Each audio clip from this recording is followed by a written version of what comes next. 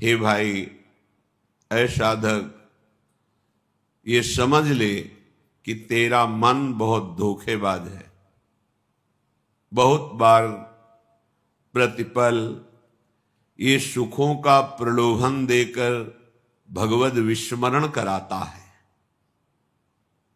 ये हम साधकों की बात कर रहे हैं। विषयी पुरुषों का तो समझना ही नहीं हो सकता, क्योंकि वो उसी को सुख मान करके भोग रहे हैं। धन कमाना इन किन प्रकारेण, फिर मनमानी इंद्रियों के भोगों को भोगना, तो वो समझते हैं हम बड़े हैं, हम बहुत सुखी हैं, क्योंकि हम जो चाहते हैं वो भोगते हैं। तुम सुखी नहीं हो, तुम भ्रमित हो। इंद्रियों की गुलामी करके तुम सुखी हो सकते हो? सुखी तो वो होता है जो इंद्रिय और मन को अपने अधीन कर लेता है। इस संसार में कौन सुखी है? खूब धन कमा लिया, खूब आपके पास जन समुदाय है, आप जो चाहते हैं वो भोगते हैं। ये सुख नहीं है, ये भ्रम है। तुम्हारे समय को माया भ्रम में फंसाकर नष्ट कर रही है।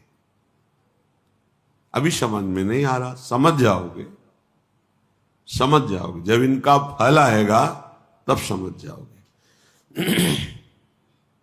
श्रीपाद कह रहे हैं अभी समझ जाओ, तो आगे जो विपत्ति आने वाली है, दुख आने वाला है, वो आपको नहीं मिलेगा। अलमल मति घोरानर्थ कारिंद्रियाणाम अतिशय परितोषैर दुष्करैर दुस्तरैश्च। अब इस दुष्ट इंद्रियों को, मन को बड़े कठिन कठिन उपायों से जो तुम भोग दे रहे थे, अब बंद कर दो, नहीं तो पछतई है अवसर बीते। मन पछतई है अवसर। अभी समय है भाई, फिर समय नहीं रहेगा तुम्हारे पास। पश्चाताप ही पश्चाताप हाथ लगेगा। ये बहुत धैर्य पूर्वक समझ करके आप खुद देखना क्या मिला है। जब किसी पर तुम आसक्त होते हैं तो माया की चाल होती है। कभी वो ऐसी वृत्ति प्रकट करती है, वस्तु, व्यक्ति, स्थान, कि आप एकदम राग में डूब जाएं। और कभी स्वाभाविक ऐसी वृत्ति प्रकट करती है कि आपको भारी जलन पैदा हो। अब राग छोड़ नहीं सकते, अब जलन से हो। धीरे धीरे वो राग ऐसी प्रतिकूलता पैदा करता है कि उसके हृदय में बस यही आता है, अब तो हिंसा ही एक उपाय है, या अपनी या सामने वाले की। ये माया की चाल। जो कहा गया है कि सर्वनाश हो जाता है, वो यही सर्वनाश है। कामा संजायते क्रोधा, क्रोधा स्मृति विभ्रम, स्मृति भ्रंशात बुद्धिनाशो, तो बुद्धिनाशात प्रणश्यति। बुद्धिनाश को ही सर्वनाश कहा गया है। बुद्धि नष्ट हो गई मतलब सब कुछ नष्ट हो गया। बुद्धि में प्रकाश हो रहा है मतलब सब कुछ प्राप्त हो रहा है। ये बहुत घोर अनर्थकारी इंद्रियां हैं, श्रीपाद कह रहे हैं। सच्ची, जिस समय हम उपासक की बात कर रहे हैं, उपासक एकाग्रता पूर्वक सही दिनचर्या 2, 4, 10, 20 दिन, महीना भर चलाएगा, एक आनंद की उमगन आएगी। आनंद की उमगन में वो थोड़ा बेपरवाह होने लगता है। जहां थोड़ा बेपरवाह हुआ, उस बेपरवाही में इंद्रियां से फंसा देती हैं। हंसी, मजाक, मनोरंजन। जहां वो इसमें हल्का सा फंसा, रास्ता बना दिया भोग का। जहां उधर लगा तो उसे लगा कि जीवन का लाभ यही है, गिर गया। जहां गिरा बस फिर जो दुर्दशा होती है वो केवल उसका हृदय जानता है। उपासक की बात कर रहा हूं। विषयी पुरुष तो उसमें गर्व करता है कि मैंने आज ये भोगा, अज्ञानी। लेकिन उपासक की जो दुर्दशा हृदय में होती है, सच्चा, इसीलिए कह रहे हैं अलमल मति घोरा अनर्थकारी इंद्रियाणाम मतिशय परितोषैर दुष्करैर दुस्तरैश्च। इनसे पार पा जाना बहुत कठिन है मन और इंद्रियों से। इनका दुलार करते करते तुम्हारी दुर्गति हो गई है। दुर्गति का तात्पर्य हम किसी बाहर प्रकरण से ना लें, अंदर से लें। क्या तुम्हारा चिंतन चल रहा है? देखो अपने चिंतन की दशा। कोई व्यक्ति होगा, कोई वस्तु होगा, कोई स्थान होगा, या राग में चिंतन हो रहा अनुकूल, या द्वेष में प्रतिकूल, जलते रहो। इस पावन समय को नष्ट करते रहो। यही नष्ट कर, यही दुर्दशा है।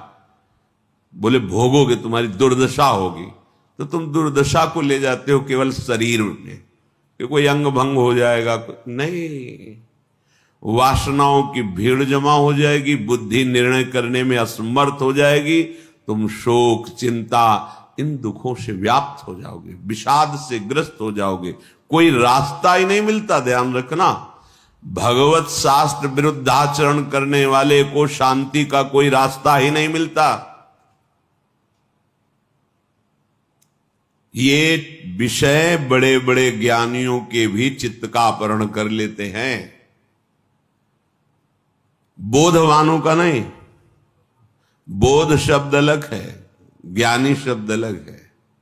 जो ज्ञान हुआ उसका परिणाम है इंद्रियों पर विजय। श्रद्धावान को ज्ञान प्राप्त होता है और ज्ञान प्राप्त उपासक अपनी इंद्रियों पर विजय प्राप्त करता है। फिर जो बोध होता है वो परम शांति मचिरेणाधिगच्छति, वो परम शांति को प्राप्त होता है। पहले तो मानो ये बात कि तुम्हारा मन और इंद्रियां अनर्थकारी हैं। अब इंद्रियों को दुलार करना बंद करो। ये घोर अनर्थ पैदा कर देती है, घोर अनर्थ। वर्षों लगता है इंद्रियों को कब्जे करने में। कुसंग में कुछ मिनट में वर्षों के द्वारा शासन में लाई गई इंद्रियां एकदम फ्री हो जाती है। वर्षों की कमाई एक मिनट में गमाई। बहुत बड़ी चाल है इन इंद्रियों की। साधक उन्हीं इंद्रियों से खुशी चाहता है, आनंद चाहता है। वो देखकर मनोरंजन करके समझता है मैं बहुत विद्वान हूं, बहुत ज्ञानी हूं, बहुत चतुर हूं, हमारी कोई बात जानता। अरे किसी के जानने की जरूरत नहीं, तुम ही जान जाओगे। रोगे कोई आंसू पोंछने वाला नहीं मिलेगा। हमारी ये बातें कड़वी जरूर लगेंगी लेकिन बहुत मीठा फल देने वाली। यद तग्रे विषम्यु परिणामे अमृतोपमम। ये बातें सुनने में तुम्हें विष जैसा लगेगा, परिणाम में अमृत मिलेगा। विषय भोग प्रलोभन की बातें अमृत जैसी पहले सुनने में लगती, परिणाम बहुत भारी विषवत होता है। विदधदिव सशोको एन केनापि देह स्थित मधिवश वृंदारण्य में कांतरत्या। अब इन इंद्रियों को दुलार करने का प्रयोजन छोड़ो। पहले निश्चय करो शास्त्र सम्मत विषय सेवन करेंगे, अन्यथा नहीं। तो जो जहां है शास्त्रा अधिकारानुसार भगवत समर्पित विषय, यही सबसे बड़ा बंधन है। यही बंधन जिसे आप सुख समझते हैं ना, यही सुख भाव से इस ज्ञान समुद्र जीव को बांध लिया माया ने, जिसका कभी भी बंधन नहीं हो सकता। वो इसी सुख भाव से बंधा हुआ है। अगर दुखालय को दुख बुद्धि से देख पावे तो अभी भाग पड़े भगवान की तरफ, इसीलिए नहीं भाग पाता। बुद्धि है, प्रयोग उसका नहीं। अब जैसे भजन नहीं है तो प्रश्न आया कि आप कहते मनुष्य योनि बड़ी दुर्लभ और बड़ा, अब तो बहुत जनसंख्या बढ़ रही, तो कहां से आ रही? तो आप जगह एक बीता देखो खोद करके, इतनी दीमक है, इतने जीव हैं कि एक जिला में जितने मनुष्य हैं उतनी हाथ दो हाथ में दीमक निकल आएगी। अब वो जब आदमी बनेंगे तब तुम्हें ज्ञान है, अनंत ब्रह्मांड है, कौन से जीव की कहां गति कैसे भेजी जा रही। कलयुग को महर्षियों ने प्रणाम किया है, ब्रह्म ऋषियों ने प्रणाम किया है। जितना लाभ आप कलयुग में वृंदावन का ले रहे हैं अन्य युगों में नहीं ले पाए। जितनी जल्दी भगवत प्राप्ति कलयुग में होती अन्य युगों में नहीं होती। 10-10 हजार वर्ष तपस्या करके जो फल प्राप्त अन्य युगों में करते थे, दाहिने पैर के अंगूठे के बल खड़े होकर दोनों हाथ उठाकर आकाश दृष्टि करके मंत्र जप कर रहे हैं, जल में खड़े होके 24 घंटे नाम कीर्तन में वो फल प्राप्त हो जाएगा। जो 10,000 वर्ष तपस्या, कलयुग बहुत प्रणाम करने योग्य है। पर आप भगवद विमुख हो जाओगे तो भ्रष्ट कर देगा, नष्ट कर देगा। तो क्या और युगों में ऐसे आचरण वाले व्यक्ति नहीं थे क्या? कम थे। ऐसे ही भगवद आचरण वाले क्या कलयुग में नहीं है क्या? कम है। बहुतायत है अधर्माचरण करने की प्रवृत्ति, बहुतायत है इसकी। अब आपको अंदर से सोचना है कि मेरा प्रयोजन इंद्रियों का दुलार करना नहीं है। अभी ठीक होने लगेगा, पर ये सोचना आचरण में उतारना होना चाहिए। नहीं सोचते तो बोलते रहते हैं वैसा नहीं करेंगे, पर वो कसम और नियम 1 मिनट लगता है तोड़ने में। इसके बाद फिर रो बैठ के क्या हो गया, ऐसा मैंने क्यों किया। फिर भी ठीक नहीं होगा, फिर 2, 4, 6 दिन फिर वहीं पहुंच जाओगे, फिर निराश हो जाओगे। अब तो हम चलने लायक ही नहीं भगवत मार्ग में। इसलिए प्रार्थना है, अलमल मति घोरानर्थ कारेन्द्रियाण मतिशय परितोषैर दुष्करैर दुस्तरैश्च। अब इंद्रियों के परितोष वाली बातें छोड़ो, अब इंद्रियों का पोषण मत करो। जो धर्म विरुद्ध भोग चाहती, जलना ही पड़ेगा। जलना, जलन शब्द याद कर लो। ये जलन तभी होती है जैसे कोई भी साधक विचलित है, मेरा मन नहीं लग रहा, मुझे बहुत परेशानी हो रही, ऐसा वैसा। गलत कर रहे हो, जांच लो, जांच लो। गलत चिंतन है, गलत आचरण है, नहीं तो अभी प्रारंभ में ही मस्ती प्रारंभ हो जाएगी। वो एक अध्यात्म की जो जलन पाप नष्ट करने वाली, वो मन बुद्धि चित्त इनको शीतलता प्रदान करती है। ये जागतिक जो जलन है, ये आपका आचरण गलत है कहीं, नहीं तो उसी मार्ग में चले हुए पथिक है। वो एक आध्यात्मिक जलन होती है। कैसे विकार दूर हो, ऐसा वो विक्षिप्त नहीं होता, प्रवीण होता चला जाता है। कैसे का उसको उत्तर मिलेगा, क्योंकि सही मार्ग में चल रहा है।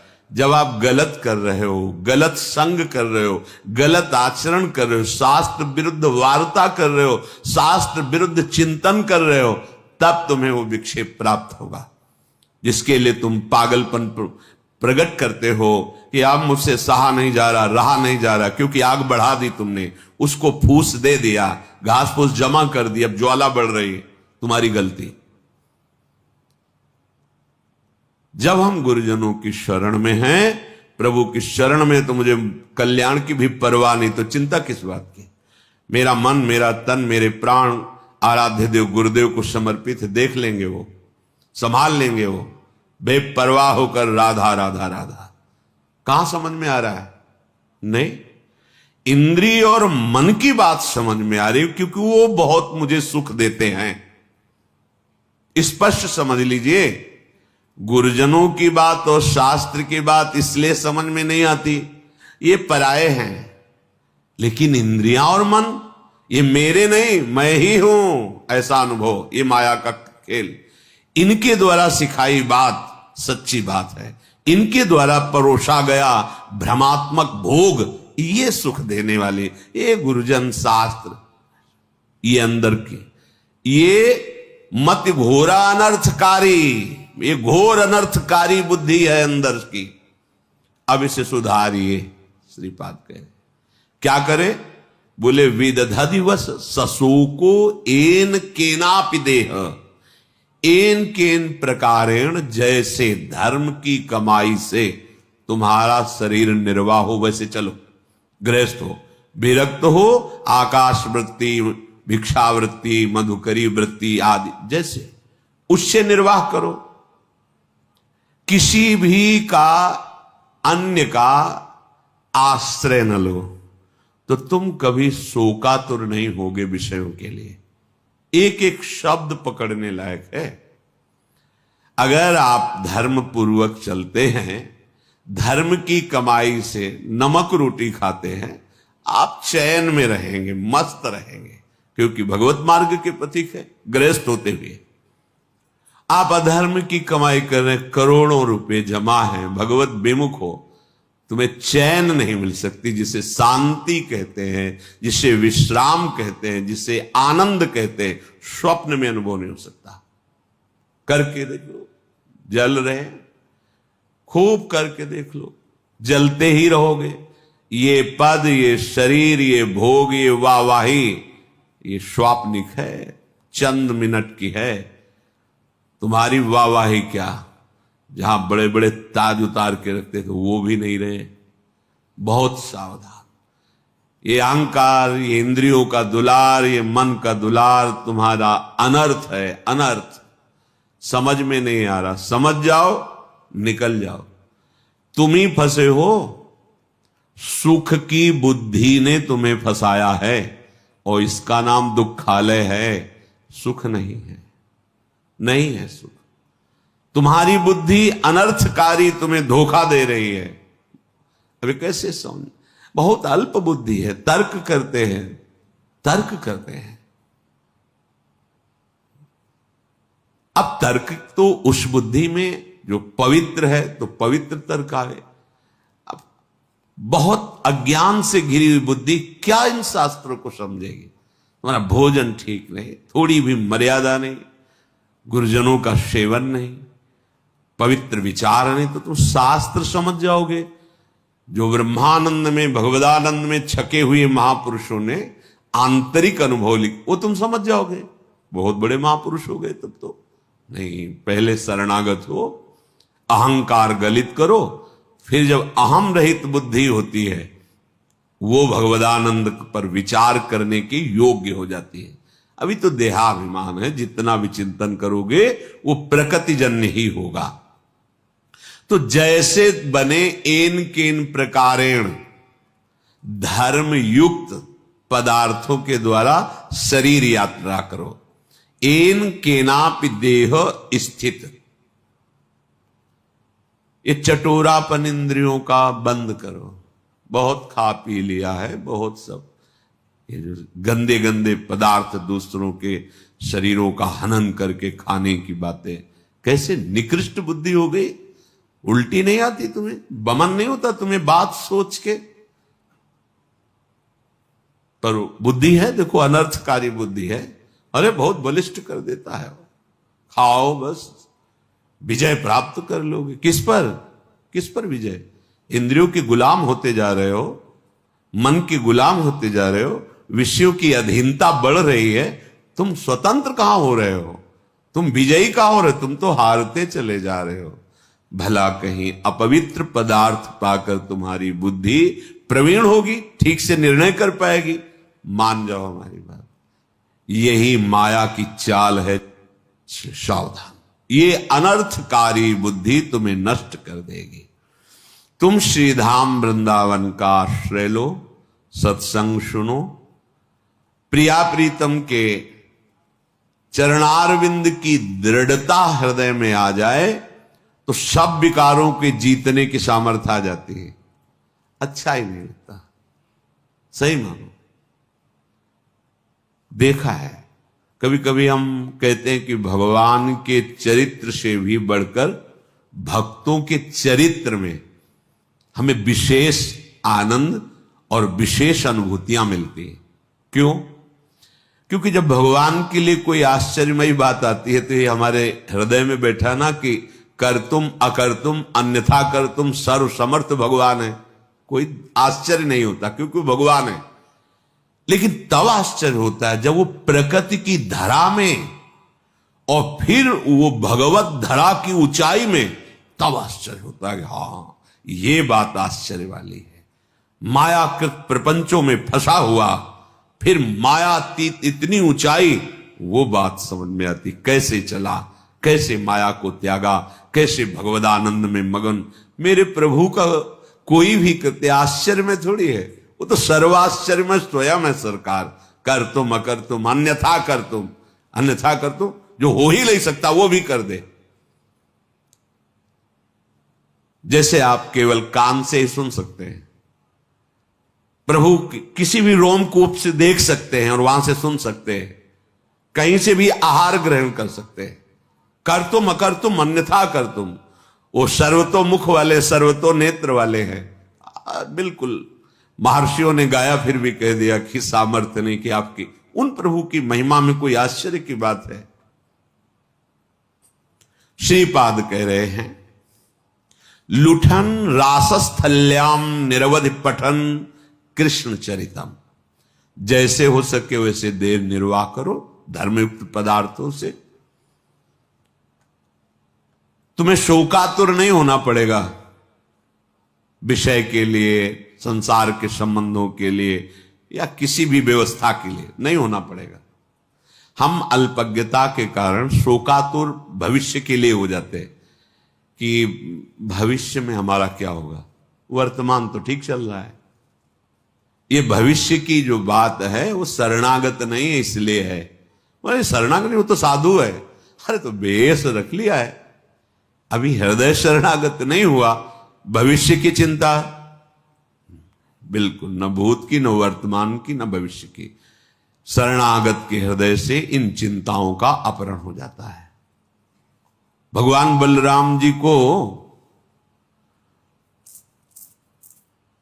सखा का रूप रख करके खेल रहा था प्रलंबासुर।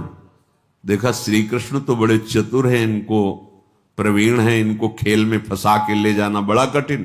तो बलराम जी को उसने अपनी पीठ में लाद लिया। बलराम जी को भय लगा, फिर स्वरूप का वो एकदम एक घूसा मारा, पधार गए। तत्कालिक तो भय लगा ना कि असुर अपहरण कर रहा है।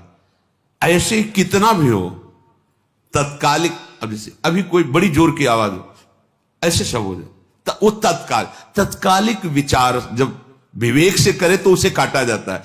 हमारा जीवन तो प्रभु के लिए है, जैसे भी जोई जोई प्यारो करे सोई मोहि भावे। क्या वो भविष्य का चिंतन सही था? बिल्कुल गलत, बिल्कुल अस्तित्वहीन। ऐसे ही जब हम अपने आराध्य से देव से अलग होकर शरीर को सोचते तो भूत की चिंता, वर्तमान की चिंता, भविष्य की चिंता, मैंने ऐसा किया उसे भोगना पड़ेगा, ऐसा ना करते तो ऐसा, भूत की चिंता, वर्तमान की चिंता, भविष्य की, ये तीनों चिंताओं का अपहरण हो जाता है शरणागति से। ये हम विश्वास के लिए कह रहे हैं, हमें आगे के विषय में नहीं सोचना।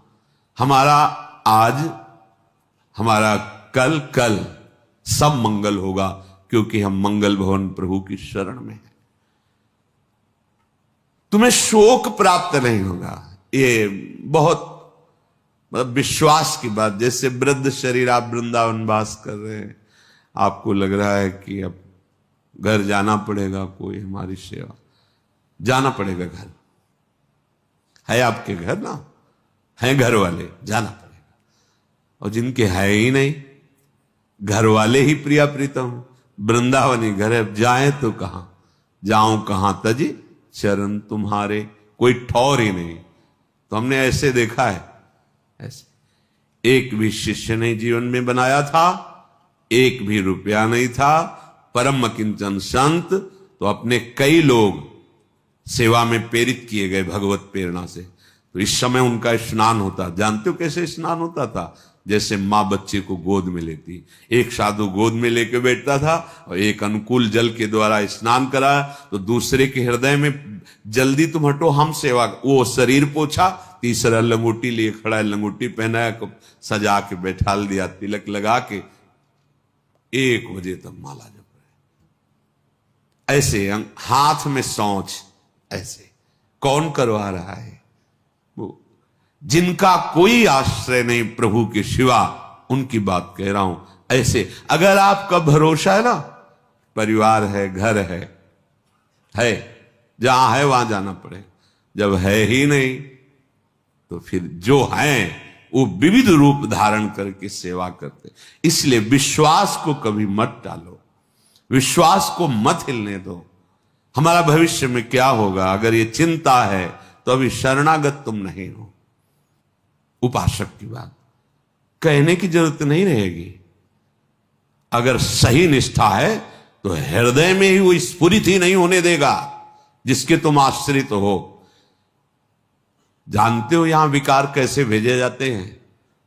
तुम्हारी विवेक बुद्धि की परीक्षा और बल निरीक्षण करने के लिए ऐसे तुम्हें छोड़ दिया गया और बिल्कुल तैनात खड़ा है वो, कहीं भी तुम्हारे ऊपर अटैक नहीं हो सकता। पर तुम कैसे बचाव कर सकते हो, कैसे निकल सकते हो? अगर प्रवीणता है तो ठीक, अगर रो दिए तो वो दृश्य नहीं रहेगा भय वाला। जब वो उपस्थित है तब, और अनुपस्थिति में तो आएगा ही नहीं। तुम सोचते क्या हो? जो आराध्य देव है, जो गुरु तत्व है, वो वहीं बैठा रहेगा जहां से स्फुरित होता है, वहीं दबा देगा। प्रश्न की जरूरत ही नहीं पड़ेगी, पुकारने की जरूरत ही नहीं पड़ेगी, तुम शरणागत हो। पर वो अल्पज्ञता होने के कारण हम प्रकट को तो महत्व देते हैं और बाद के लिए सोचते हैं जब अप्रकट हो गए तो कैसे चलेगा। नहीं, आप देखना, प्रकट से ज्यादा सानिध्य अप्रकट में रहता है। अब भी प्रकट में आप हमारे पास कितनी देर रहते हैं, लेकिन आप हमारे वचन, हमारे आराध्य देव का नाम और मंत्र जप कर रहे हैं तो हर समय आप हमारे सानिध्य में अनुभव कीजिए। अगर आप ऐसा करते हैं तो आपको अनुभव में आएगा। गुरुदेव का कितना दुलार है, एकांत में पता चलता है, रोना आता है। आपके लिए जो तन मन प्राण है कि जितना होना चाहिए वो है ही नहीं हृदय में, पर वो देने वाले इतने कृपालु हैं कि वो अपनी तरफ से देते ही चले जाते हैं। यहां सर झुकता चला जाता है कि अहेतु की कृपालु, अहेतु की कृपालु। प्रगट सानिध्य और अप्रकट सानिध्य, इन दोनों में अगर देखा जाए तो अप्रकट सानिध्य में विशेष कृपा का अनुभव है, क्योंकि उनके वचन, उनका चिंतन, उनके द्वारा दिया हुआ नाम मंत्र हर समय उनके सानिध्य का अनुभव कराता है। अगर ये नहीं तो प्रकट सानिध्य में रहते हुए भी आप अनुभव नहीं कर पाएंगे प्रकट सानिध्य के सुख का, निर्भयता का, शांति का, आनंद का। इन किन प्रकार जैसे वैसे आप शरीर का निर्वाह करते हुए शोक रहित होइए। इतना बड़ा मार्ग मिल गया है, फिर भी आप लालायित हैं कि आपको भोग नहीं मिल रहे, आपका मनोरंजन नहीं हो रहा, आपको कोई वस्तु की चाह समझ में नहीं आ रहा। अभी आपको जो मिलने के लिए घसीटा गया है उसके लिए भारी भारी तपस्याएं करके भी वो फल नहीं प्राप्त कर पाए। हम तपस्या कर ही नहीं सकते वैसी, इसीलिए घसीटा है श्री जी ने कि तुम इस आओ, हमारे दुलार, हमारी कृपा के द्वारा तुम्हारा पोषण होगा। फिर तुम क्यों चिंता करते हो? क्या तुमने ऐसी तपस्या की, साधना की, संकल्प किया तब ये पदवी प्राप्त की जो आज हो जहां? नहीं, तुम जानते भी नहीं हो तो घसीटा ना तुम्हें। तो जब इतना घसीट लिया तो आगे के लिए वो छोड़ थोड़ी देंगे। इनका स्वभाव एक बार जिसे पकड़ लिया उसे कभी छोड़ते नहीं। तो तुम भविष्य की चिंता रहित होकर, शोक रहित होकर के लुठन रासस्थल्याम निरवधि पठन कृष्ण चरितम, ये रास भूमि है वृंदावन, यहां लौटो, रज लगने दो शरीर में, और पठन कृष्ण चरितम, बहुत सावधानी से ये लिखा गया कृष्ण चरितम। जब आप भगवत चरित्र गाते हैं तो प्रिया जो बहुत प्रसन्न होती है। इधर राम चरितमानस में रामचंद्र गुण बरने लागा, सुनते सीता कर दुख। बड़े उच्च स्वर से भगवान नाम, भगवत चरित्र, यद गोविंद कथा सुधा रस हृदय, अगर मेरा हृदय गोविंद के नाम में, कथा में, तो उसका भाव यह है कि हमारी महारानी जी के प्राण प्रीतम बहुत सुख मिलता है। इसलिए कि इस रास स्थली में कृष्ण चरितम रटन हा राधा कृष्ण थी, हा राधा हा कृष्ण प्रतिपद मटश्चापि परितः तो त्रुटन नाना ग्रंथि स्फुटद मलभावोश्रुनिभैर नटन गायन वृंदावन मति महान पंकिलयति। आह, रास स्थली वृंदावन की रज का सेवन और प्रभु श्री कृष्ण के नाम का उच्चारण। जब हम वल्लभ, बहुत प्रिय नाम है प्यारी जी को, वल्लभ माने प्राण प्यारे, ये धाम है। जब हम प्रभु का नाम लेते तो प्यारी जो मुस्कुराती, प्यारी जू का नाम लेते तो प्यारे जो मुस्कुराते, प्यारे जो प्रसन्न होते तो प्यारी जू के चरणों में प्रीति प्रदान करते, प्यारी जो प्रसन्न होती तो प्रीतम के चरणों में। ये दोनों एक ही है। कभी हा राधा, कभी हा श्याम हा श्याम। एक एक क्षण हम यहां परम सुकृत प्राप्त कर रहे हैं। क्या? प्रतिपद मटश्चाप परिता। एक एक कदम यहां जो चल रहे हो ना, पूरे तीर्थों की परिक्रमा करने का फल भी लघु हो जाएगा वृंदावन की बीथियों में विचरण करना। जैसे आप सत्संग के लिए आ रहे हैं, जैसे आप बिहारी जी के दर्शन के लिए जा रहे हैं, एक एक कदम आपका बहुत पुण्यमय है। जैसे कोई भाग्यशाली जन ये बताते हैं कि अमुक जगह से पद यात्रा करते आ रहे हैं, दंडवत करते आ रहे हैं, वो हमारे लिए नहीं, महारानी जी का महल वृंदावन धाम है। इतना सौभाग्य, एक एक कदम तुम महारानी जी के महल के लिए आ रहे हो ना। कहां जा रहे हो? वृंदावन। किसके पास जा रहे हो?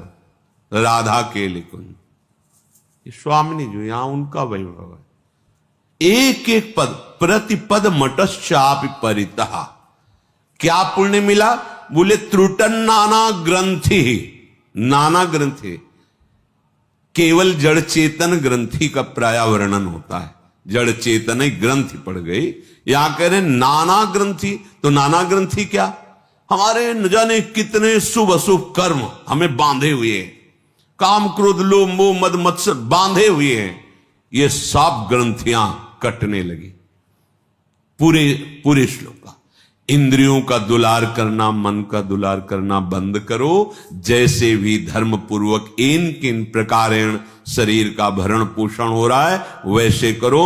और इस रास स्थली वृंदावन की रज का सेवन, भगवत चरित्रों का गायन और हा राधा हा कृष्ण ऐसा उच्चारण और एक एक कदम यहां चलना टहलना, बोले बड़े बड़े सुकृतों के ऊपर है। क्यों? क्योंकि सुकृत भी तो एक बंधन है और यहां के सुकृत त्रुटन नाना ग्रंथि, नाना प्रकार के जो बंधन महान दुख देने वाले हैं वो नष्ट हो जाते हैं। स्फुट दमल भावो श्रुनिभैर, ऐसा निर्मल भाव प्रकट होता है कि आंसू बहने लगते हैं।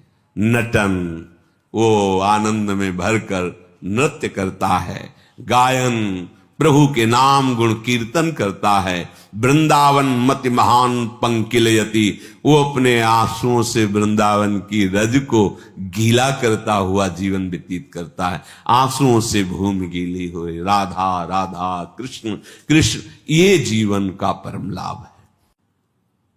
जी तो ही ऐसी चाहिए सब ही की सहिले, घट घट में प्रभु रमि रहो उत्तर का को देहि। ऐ भक्त हृदय, प्रेमी हृदय, तुझे ऐसा चाहिए कि तुझे सबकी सह लेना चाहिए। किसी को उत्तर मत दो। कोई तुम्हें गाली दे रहा है, निंदा कर रहा है, अपमान कर रहा है, चुपचाप सह जाओ। क्यों? घट घट में मेरा प्रभु रमा हुआ है, वही मुझे पुष्ट करने के लिए ये अपमान, ये निरादर, ये निंदा आदि की लीलाएं कर रहा है। शांत भाव से सह जाओ, आप महान बन जाओगे। महान वही हुआ जो सह गया, जो सह नहीं गया वही टूट गया, वही विषयी हो जाता है। जी तो ही ऐसी चाहिए सब ही की सहिले, घट घट में प्रभु रमि रहो उत्तर का को दे। कितना सॉन्ग, कितना सहूं, कब तक सहूं?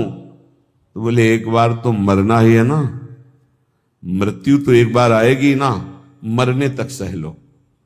देखो, तन छुट बेलो हद है, सहिले मन धरि धीर।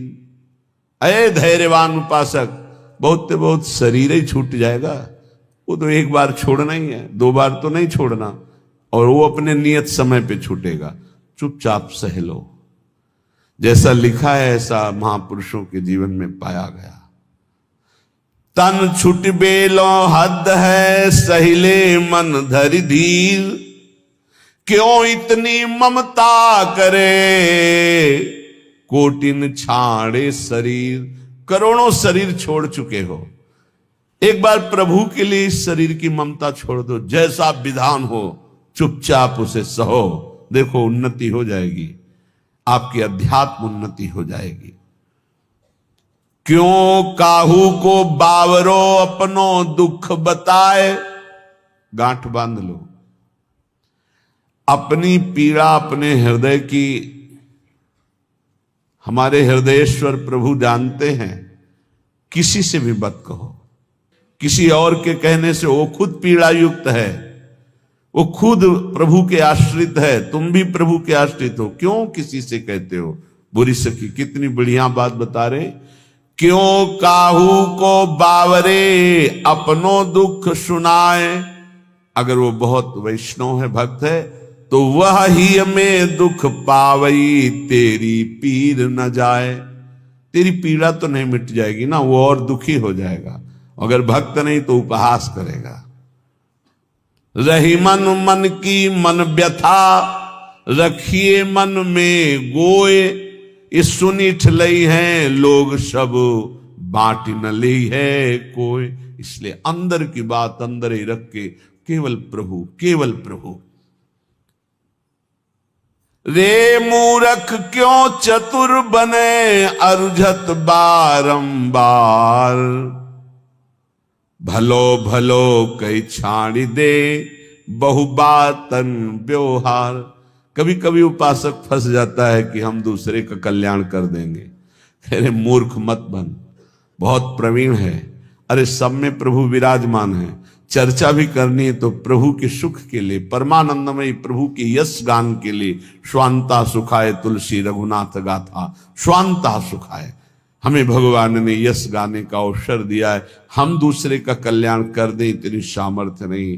कह रहे हैं रे मूर्ख, ए मूर्खता मत करना।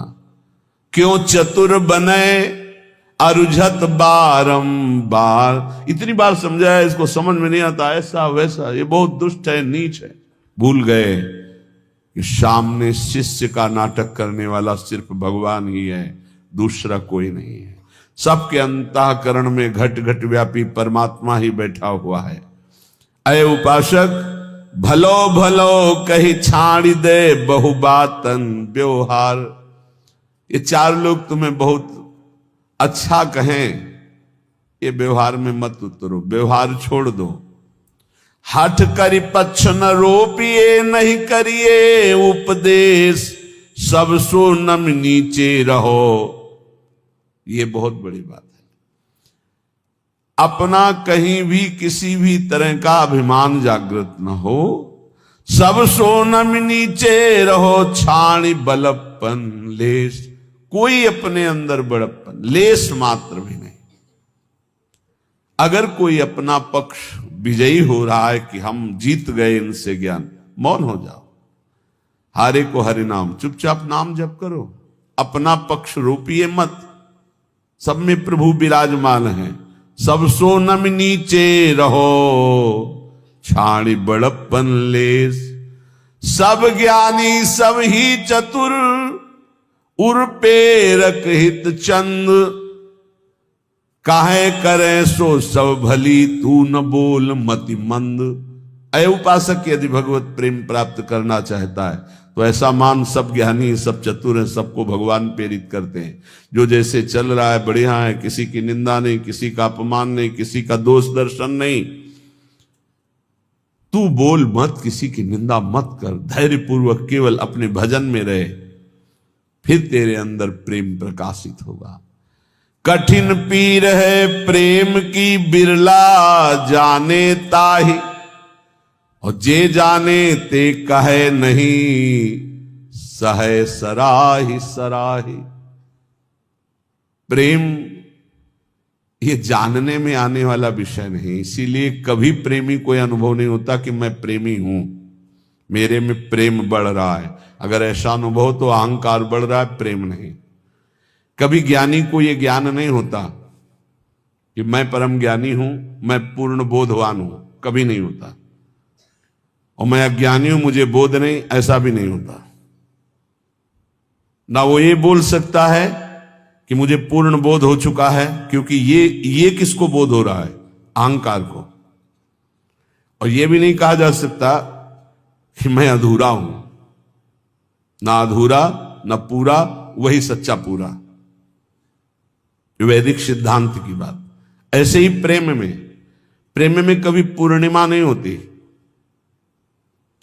प्रेम सदा बढ़िबो करे प्रतिक्षण वर्धमानम, ज्यों शशि कला सुबेश।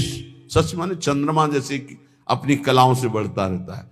पर या में पूनो नहीं ताते कबहू न शेष। इसमें कभी पूर्णिमा नहीं होती प्रेम में, ये बढ़ता ही चला जाता है। अब प्रेमी को ये अनुभव नहीं होता कि मेरे में प्रेम है।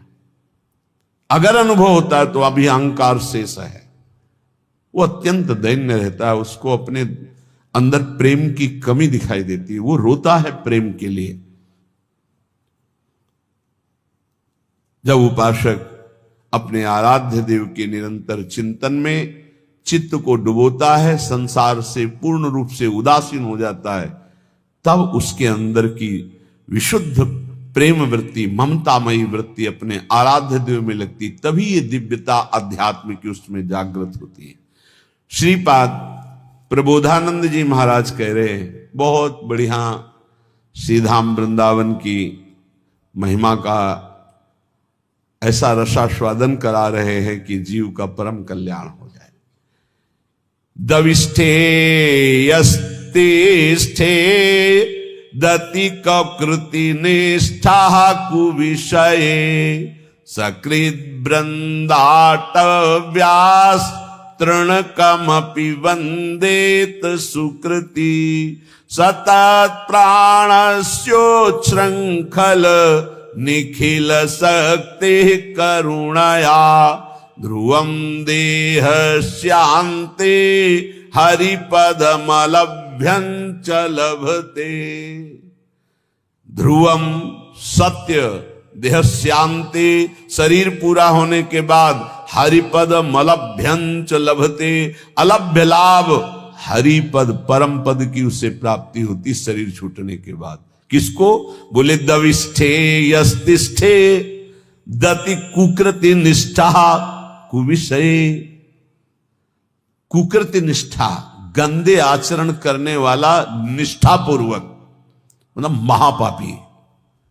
कुविषय, गंदी बातों में, गंदे विषयों में जिसकी निष्ठा पूर्वक पाप रति है, वो तो वृंदावनवासी होगा? बोले नहीं। दविष्ठे यस्तिष्ठे, दविष्ठ दूर देश में रहने वाला, घोर पापाचरण करने वाला, कुकृति निष्ठा, निष्ठा पूर्वक कुकृति गंदा आचरण करने वाला। जैसे इस समय आराधना, इस समय आराधना, उसका जीवन ही ऐसा है, गंदे आचरणों का निष्ठा पूर्वक आचरण करना, मतलब महापापी। दूर देश में रहता है, महापापाचरण करता है, पर संयोग वशात सुकृति जनों के संग में वो एक बार वृंदावन आ गया। संयोग वशात उसकी दोस्ती किसी ऐसे से हो गई, चलो यार एक बार वृंदावन चलो। नहीं, हमें कोई मत, हमारे साथ चलो, पैसा हम लगाएंगे, आपको खवाएंगे पियाएंगे, घुमा के ले आएंगे, यार चलो ना। अब वो चल पड़ा। सुकृति, किसी पुण्यवान के प्रभाव से वो वृंदावन आ गया। उसकी कोई रुचि नहीं, कोई श्रद्धा नहीं, कोई निष्ठा नहीं। सकृत, एक बार वृंदाटव्यास तृणकमपि वंदेत सुकृति, अब उसने चलो बिहारी जी के दर्शन करे आवे, अब उसके साथ गया। जैसे यहां कई ऐसे दर्शन में आते हैं सुबह कि वो स्वयं नहीं आए, उनकी कोई श्रद्धा नहीं, उनको लाया गया है। जैसे किसी श्रद्धालु गृहस्थ की गाड़ी का वो ड्राइवर है, या कोई ऐसे घर का कोई सदस्य है, सब चल रहे हैं तू भी चल, तो उसकी चेष्टा दिखाई देती है कि ये श्रद्धा से नहीं आया, इसे जबरदस्ती लाया गया है। वो खड़ा है, ऐसे देख रहा है, दृष्टि गई उसकी। ये मुद्रा और उसके देखने का तरीका बता रहा है कि वो श्रद्धा से संत दर्शन के लिए नहीं आया, क्योंकि हजारों हृदयों में जो उल्लास दिखाई देता है, राधा राधा नाच रहे, रो रहे, उत्साहित हो रहे, उसमें कोई फर्क नहीं। लेकिन उसका पुण्य उदय हो गया। पुण्य पुंज बिन मिलहि ना संता। क्या पुण्य उदय हुआ कि उसकी नौकरी लग गई ऐसे परिवार में जो भक्त है, वो ड्राइवर है, या उसका जन्म हुआ ऐसे परिवार में जो भक्त है पर वो बिल्कुल अभक्त है, उसके कोई न संत में श्रद्धा है न भगवान में श्रद्धा है, पर उसके कल्याण का योग बन गया। श्री धाम वृंदावन आया, और यहां तो कह रहे वृंदातव्यास तृण कमपि, एक तृण तिनका, उसमें भी उसकी नमन क्रिया हो गई, प्रणाम कर लिया। तो उसने प्रणाम नहीं किया। कईयों को देखा कि जब दृष्टि में दृष्टि मिला के तुमको अपने आप ऐसे वो यंत्रवत ऐसे होना पड़ेगा तुम्हें, और जिनकी उपेक्षा कर दी गई, मंगल ही होगा तुम्हारा। आए हो किसी भी भाव से खड़े हो, तुम्हारा मंगल ही होगा। अब यहां से अमोघस्य, अब उनके जीवन का उत्थान शुरू हो गया। एक तृण की वंदना कर दे, एक तृण की वंदना, वृंदावन के एक तिनके को प्रणाम कर ले। इसलिए उद्धव जी ने कहा मुझे तृण बना दो, गुल्म लता औषधि बना दो। सकृत वृंदाटव्यास तृणकमपि वंदे सुकृति। एक बार वृंदावन आ गया, एक बार ऐसे ही प्रणाम कर लिया किसी लता को, संत को, बिहारी जी के दर्शन कर ऐसे ही कर लिया, ऐसे। वो बड़े कृपालु है, कृपा समुद्र है। तुम खड़े तो हो ना, इतना ही काफी है। तुम क्या देखने के लिए खड़े हो ये हम नहीं देख रहे हैं, तुम खड़े हो, आकर खड़े हो, दरबार में आ गए श्री जी के, और किसी भी भाव से आए तो तुम्हारे भाव का प्रभाव नहीं है।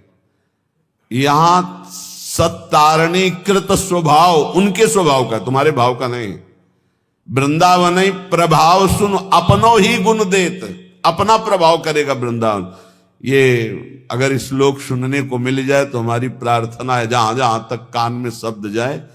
यहां जो बैठे हैं उनके तो भाग्य की क्या सराहना, लेकिन जिन्होंने कभी वृंदावन दर्शन नहीं किया, एक बार जरूर आ जाना, एक बार जरूर दर्शन कर जाना प्रभु के। इस धाम में एक बार जरूर घूम जाना, यहाँ की हवा लग जाए तो तुम्हारी संसार की हवा जितनी है वो तुम्हारी दुर्गति नहीं कर पाएगी। ये श्लोक मतलब अहो भाग्य जो महापुरुषों ने धाम की ऐसी महिमा को देखा और वर्णन किया। कह रहे दविष्ठे बाहर दूर देश में रहता है, यस्तिष्ठे दति कुकृत निष्ठा कुविषये, गंदे आचरणों की निष्ठा पूर्वक पापाचरण करता है। और सकृत एक बार किसी सुकृति जन के संग वृंदावन आ गया और वंदे तृणकमपि, एक तृण की, लता की, बिहारी जू की, संत की, ब्रज किसी की भी वंदना कर दी, प्रणाम कर दिया, तो बोले सतत प्राणस्योच श्रृंखल निखिल सकते करुणया ध्रुवम देहस्यांते हरिपदमलभ्यंच लभते। जिनका वृंदावन है वो बहुत करुणामयी है, और अखिल शक्ति संपन्न भगवान उनके चरणों में झुके हुए हैं।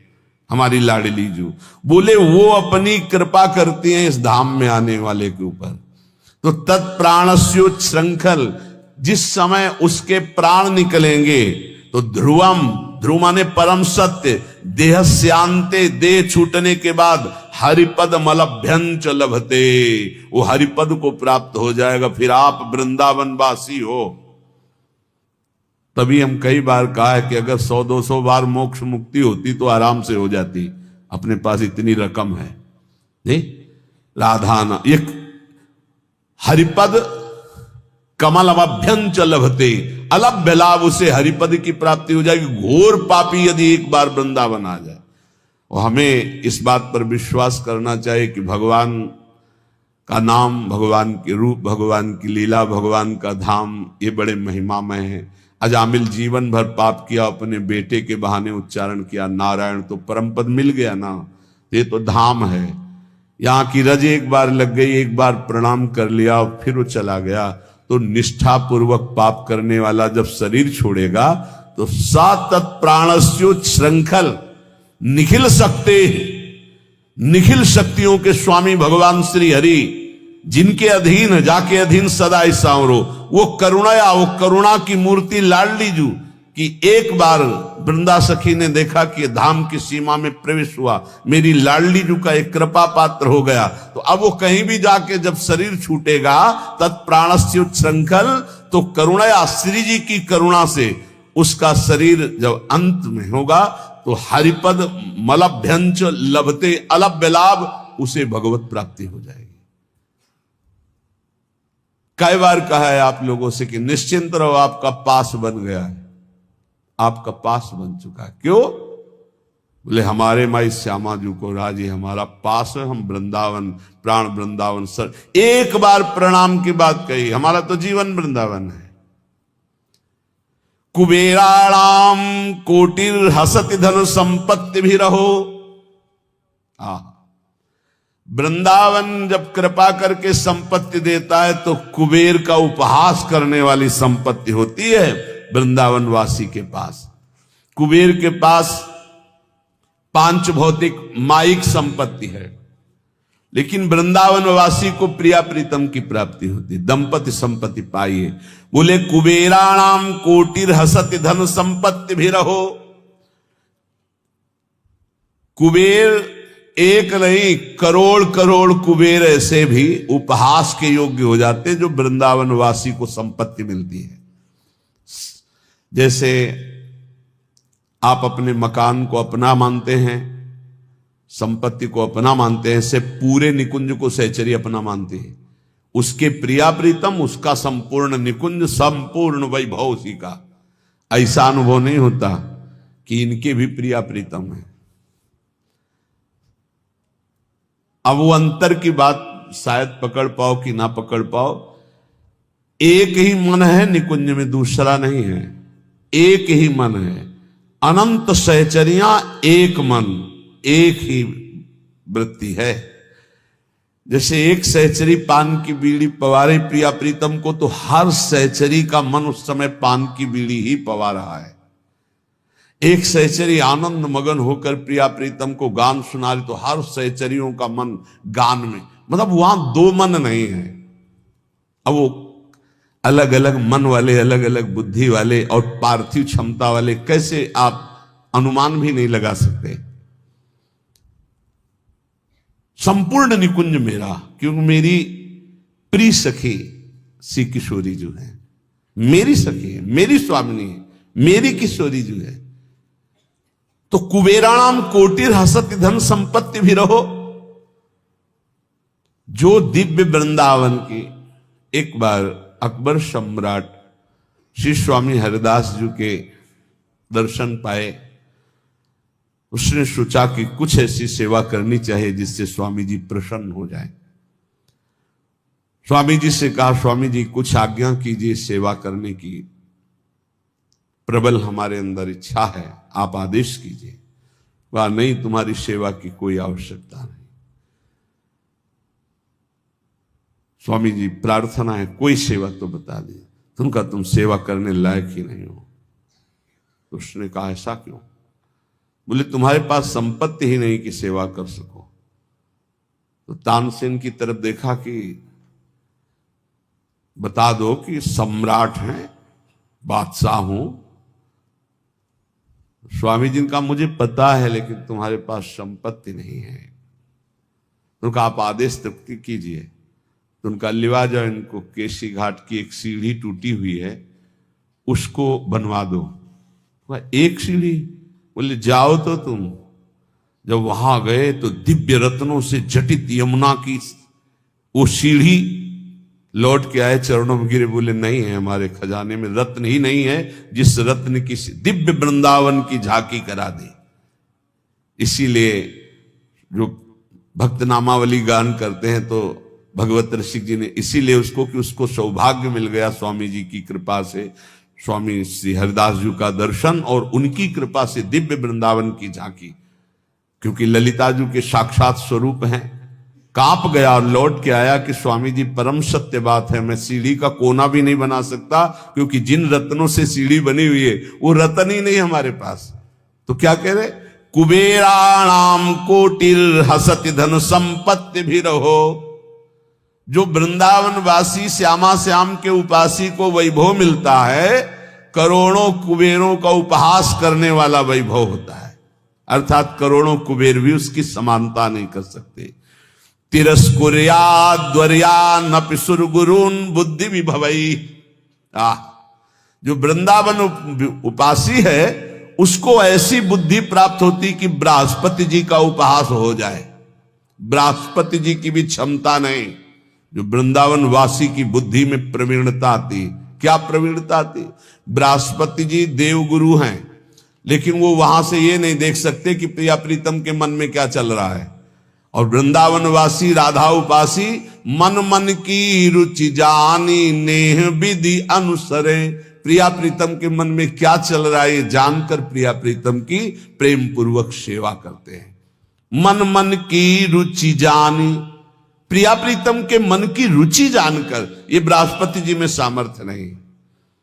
प्रिया प्रीतम को कैसे सुख पहुंचाना है ये बृहस्पति जी की बुद्धि। संपूर्ण बृहस्पति जी का ज्ञान उद्धव जी को प्राप्त है। बृहस्पति जी गुरु हैं उद्धव जी के, लेकिन उद्धव जी जब वृंदावन में आए तो अपने को ज्ञानहीन पाया गोपियों के समक्ष और चरणों में लौट गए, बोले अभी तक मुझे इसका परिचय ही नहीं था।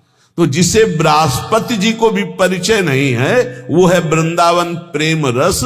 यहां कह रहे श्रीपाद की जो वृंदावन के राधा चरणारविंद की उपासना करता है उसकी बुद्धि में जो बात आती है वो बृहस्पति जी की भी बुद्धि में नहीं। तिरस्कुर्या द्वर्या नपि सुरगुरुन बुद्धि विभवई। सुरगुरु बृहस्पति जी की बुद्धि का भी तिरस्कार करने वाला ज्ञान अद्भुत प्रेम वृंदावन उपासक को प्राप्त होता है। अशोच्य स्त्री पुत्रादिभिर्षम इड्यो हरिरसात् छुको प्रहलाद्यरति कृदि वृंदावन बने। श्री सुखदेव जी प्रहलाद आदि जिन प्रभु की रति को प्राप्त हुए, आश्चर्य की बात है, बड़े सोच की बात है कि लोग स्त्री पुत्र आदि में आसक्त होकर ऐसे मानव देह को भगवान की भक्ति प्रेम रस में ना डुबो करके व्यर्थ में नष्ट कर देते हैं। श्रीपाद का कहना है कि जहां ऐसा वैभव मिलता है, जहां ऐसी बुद्धि मिलती है, जहां का ये प्रभाव है कि एक बार आ जाए प्रणाम कर ले इस भूमि को तो उसको अंतिम समय परम कल्याण की प्राप्ति होती है। तो अपने परिवार के राग में फंसकर, मोह में फंसकर पापाचरण करते हुए जो जीवन व्यतीत करते हो तो ये व्यर्थ जीवन है। इसको सार्थक करने के लिए निरंतर नाम जपने का अभ्यास करो। कभी कभी वृंदावन आकर दर्शन कर जाओ। जो कर्म करते हो पापाचरण उसमें ना हो, वो कर्म भगवान को अर्पित